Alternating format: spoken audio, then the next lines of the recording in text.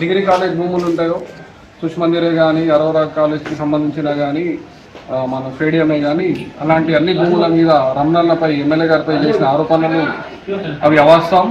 దానికోసం ఎవరైతే ఆరోపణ చేసిండో సందీప్ అనే వ్యక్తికి మన రమణన్న గారు ఎమ్మెల్యే గారు నేను కాల్ చేయడం జరిగింది. కాల్ చేసి రేపు ఇట్లా ఆరోపణ చేసినావు కదా, ఇట్లా ఆరోపణ చేసినావు, నువ్వు రా, రేపు వస్తే నేను ఒక్కరిని వస్తా, అధికారులు అందరూ వస్తారు, ఏదున్న పేపర్లు అన్నీ తీసుకురా, నేను ఏం ఆధారాలు ఉన్నాయి, కలెక్టర్ ఆఫీస్కి వెళ్ళి కూడా వస్తారు, ప్రతి ఒక్కరు వస్తారు, ప్రతి ఒక్క సంబంధించిన ఆఫీసర్లు వస్తారు.